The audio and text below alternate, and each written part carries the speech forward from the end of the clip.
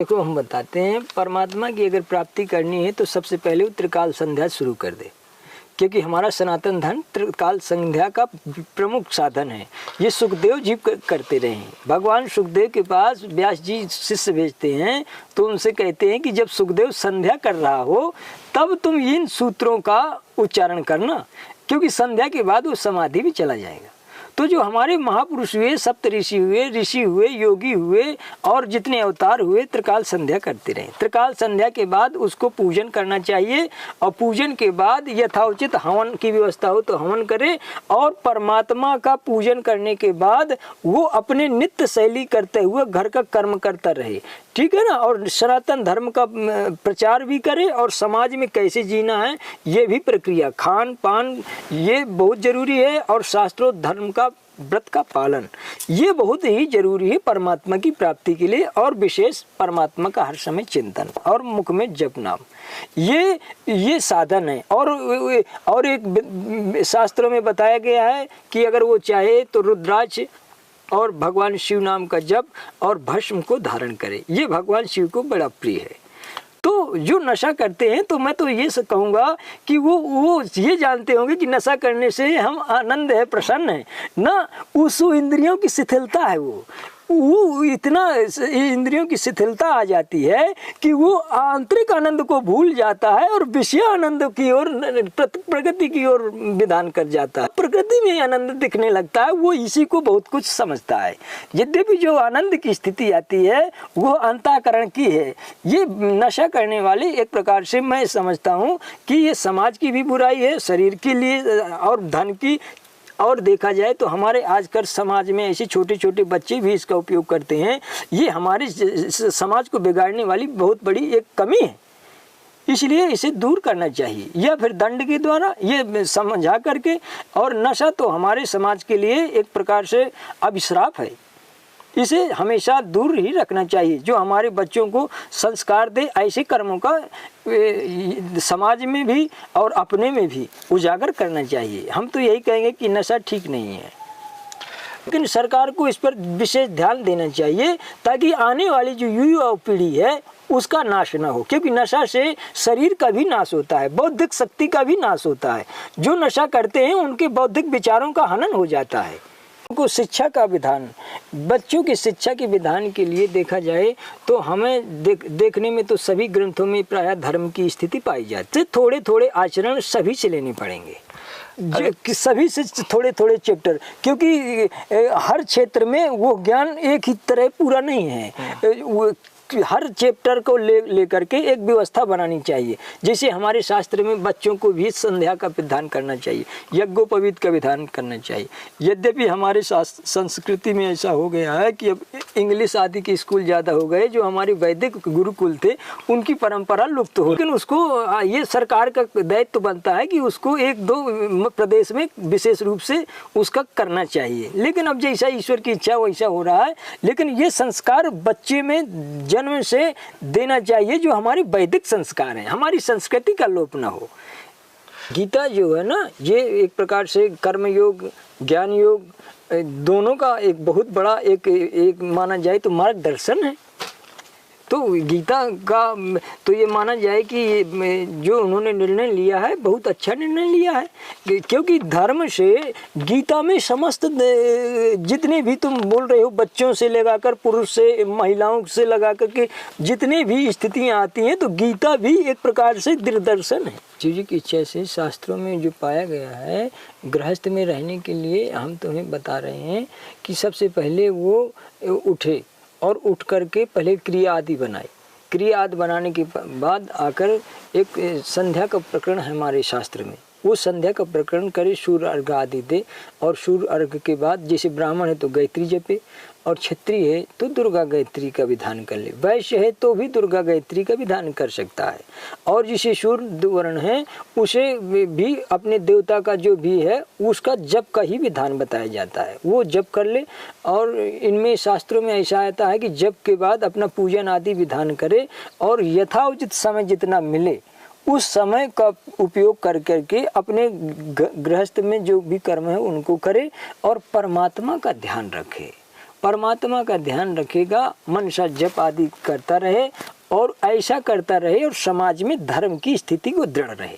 ये ध्यान रखना, जिस प्रकार कोई बर्तन है उसमें पूरा पात्र तो भरा हुआ है, लेकिन नीचे से अगर सुराख होगा तो पूरा पानी धीरे से निकल जाता है।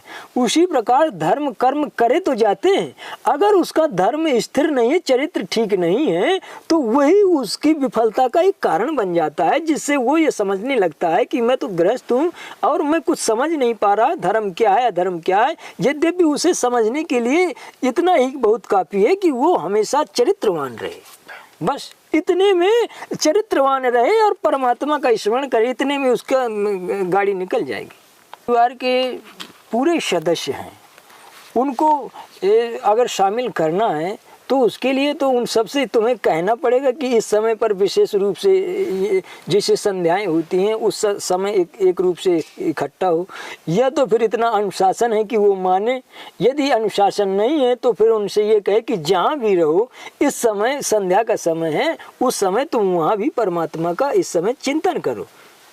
यही एक उपाय हम समझ में आता है। और यद्यपि ऐसी स्थितियां चल रही हैं कि कोई कहीं भजन कर रहा है, कोई कहीं कर्म कर रहा है, तो उस स्थिति में अगर उसके जुट पा रहे हैं, अगर वस्तुतः कर्म में लगे हैं तो वो तो वहीं करे, और अगर समय है तो सब मिलकर के कीर्तन भजन में सहयोग दें। ये तो अच्छी बात है। इसके लिए उन्हें एक नियमावली बनानी चाहिए कि इतने समय पे ये व्यवस्था होगी, इतने समय पे भगवान का पूजन होगा, इतने में आरती होगी। उस समय वो विशेष रूप से उस समय को ध्यान रखें और उसमें सहयोग करें। ये तो घर की व्यवस्थाएं हैं, वो घर के हिसाब से उसको विधान करें। जिस घर में मंदिर की जो व्यवस्था है वो ईशान कोण में विशेष मानी जाती है, और शिव जी की इच्छा से जैसे मूर्तियां हैं तो नर्मदेश्वर हैं, तो नर्मदेश्वर भगवान के ब्राह्मणों के द्वारा वो प्रतिष्ठित होते हैं। शिव जैसे ये हैं शालिग्राम हैं, तो शालिग्राम जो गंडकी नदी के अंदर हों उन्हीं का पूजन करना चाहिए। अगर गंडकी नदी के बाहर हैं तो उनका पूजन नहीं करना चाहिए, नहीं उससे दुख की प्राप्ति होती है। शालिग्राम गंडकी नदी के अंदर हो उसी का पूजन करना चाहिए। अगर जो गंडकी नदी के बाहर स्वरूप जैसे पड़े हों, अगर वो कोई उठा के पूजन करेगा तो उसे दुख की प्राप्ति होने का विधान है।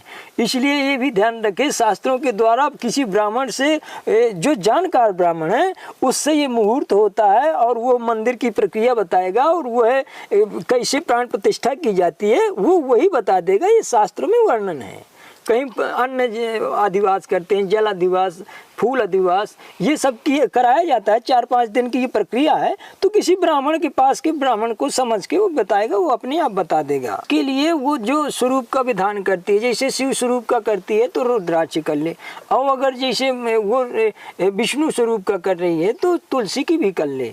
लेकिन उसे ये ध्यान रखना चाहिए कि जो भी रुद्राक्ष और तुलसी धारण करता है वो मद और लहसुन प्याज और मदिरा आदि और मांस आदि इसका सेवन आदि न करे, क्योंकि शास्त्र में, शिव पुराण में हमने पढ़ा है, निर्देश लिखा हुआ है कि अगर ये करता है तो उसे दंड की स्थिति बन जाएगी। इसलिए वो हम तो यही कहेंगे कि वो परमात्मा के जो विशेष भक्त हों, क्योंकि समाज में भी होते हैं, उनसे थोड़ा सा संपर्क बना करके किसी धर्मात्मक ब्राह्मण से ऐसा विधान करें तो वो रूपरेखा उसकी बना देगा। आज के आधार पर केवल मानसिक स्थिति से उन्हें ब्रह्मचर्य की स्थिति धारण करनी चाहिए, और विवेक से ब्रह्मचर्य की स्थिति धारण करके परमात्मा की प्राप्ति का साधन उन्हें करना चाहिए। और इनके और शिव जी की इच्छा से हमें ऐसा समझ में आता है कि बहुत से सभ्य लोग ऐसा करते हैं कि सुबह उठ करके सैर तो करने लगते हैं, लेकिन सुबह उठ करके वो परमात्मा का चिंतन करने वाली प्रक्रिया और करना चालू कर दे, सैर थोड़ा कम कर दें चाहे, या फिर जो हमारा शास्त्र कहता है पहले वो प्रक्रिया कर लें, उसके आधार पर फिर सैर करें। तो हम तो कहते हैं कि इस समय जो युग चल रहा है, इस युग में धर्म की प्रक्रिया बहुत अच्छी चल रही है। केवल ब्रह्मचर्य और अच्छे विचारों से जो अपने बच्चों को संस्कारित कर सके, वह योग की प्राप्ति के लिए विशेष कोई ऐसा साधन चुन लें या कोई ऐसा माध्यम चुन लें, उससे वो अपने को संस्कारित कर सकें और बच्चों को। जैसे आजकल देखा गया है कि वो स्वयं नहीं जनेऊ पहनते हैं, और जब स्वयं जनेऊ नहीं पहनते हैं तो यज्ञों से बहिष्कृत हो गए। अर्थात एक दो प्रकार के पितर होते हैं, एक होते हैं अग्निस्वाता जो यज्ञ करने वाले हैं और दूसरा होता है बहिर्सत अर्थात जो यज्ञ न करने वाले हैं। तो हम ये देख रहे हैं कि पूरा समाज बहिष्कृत पितरों की संख्या में जा रहा है। जो यज्ञ करने वाली स्थिति है, ना वो बच्चों का जनेऊ करा रहे हैं, ना अपना जनेऊ पहने हैं, बहुत से ऐसे आते हैं। ये गलत बात है। अगर तुम ये मनुष्य शरीर में अगर तुम संस्कार भूल जाओगे और इस शरीर में, तो फिर कौन से शरीर में तुम संस्कार करोगे? अर्थात तुम संस्कार से विहीन हो जाओगे।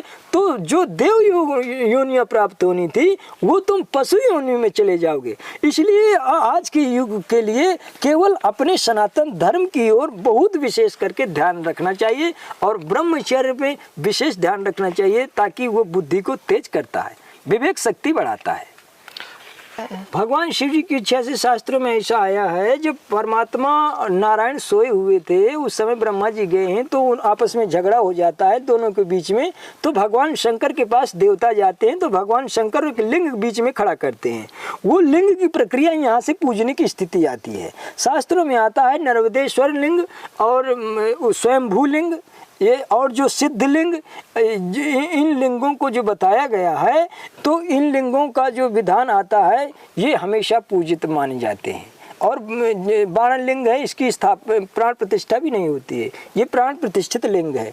इनका अभिषेक आदि करना चाहे तो कर सकते हैं। घर में अंगूठे से अंगूठे का परिमाप बताया गया है। और जो घर से अगर हो सके ना तो एक बित्ते का भी कर सकते हो, लेकिन यहाँ घर में चल प्रतिष्ठा का जो विधान आता है तो करना चाहिए, और मंदिर में अचल प्रतिष्ठा ऐसा शास्त्रों में आता है। और जो लिंग का पूजन का विधान है वो शास्त्रों में वर्णन है। एक नित्य कर्म पुस्तक आती है, या कहीं भी पूजन की पद्धति देखोगे तो उसमें पूजन की पद्धति आई गई है, हमेशा है। क्योंकि लिंग की भगवान फिर विष्णु ने पूजन किया था उस लिंग का, क्योंकि इन्होंने उस लिंग का पता लगाना चाहा लेकिन उस लिंग का पता नहीं लगा पाए।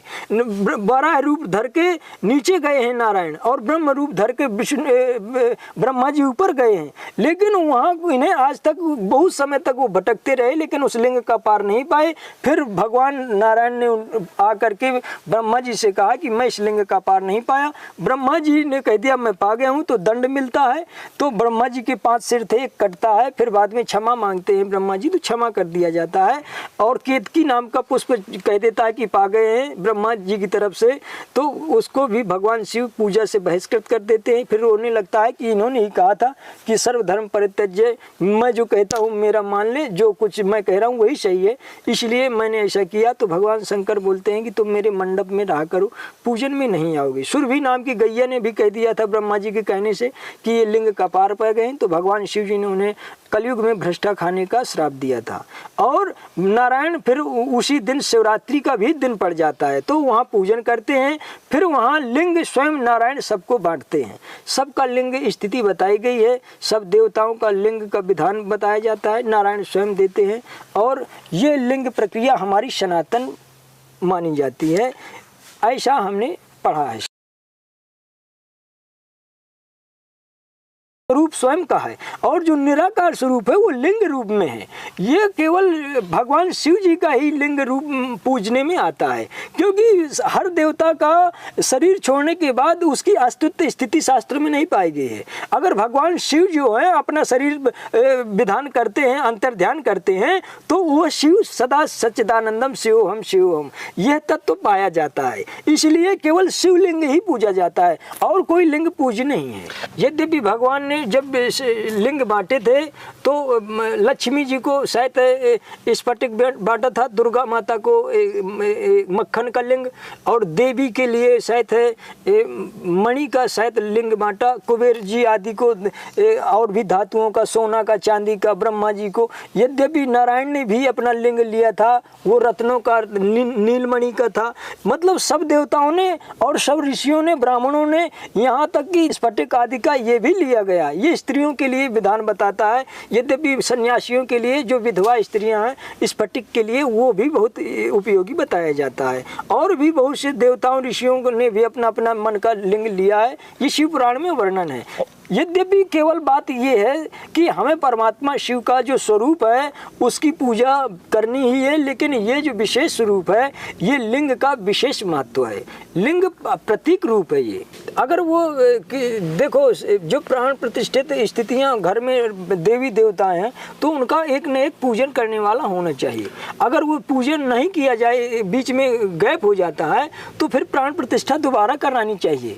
इसलिए खंडित नहीं होना चाहिए पूजन, कोई ना कोई एक आदमी उसे नियुक्त करना चाहिए या फिर साथ में लेके जाना चाहिए। ऐसा वर्णन आता है कि अगर कोई भी अपने प्राण प्रतिष्ठित लिंग है या कोई देवता है या मूर्ति है, उसका प्रतिदिन पूजन होना चाहिए। या तो किसी को नियुक्त करो या फिर साथ में लेकर चलो।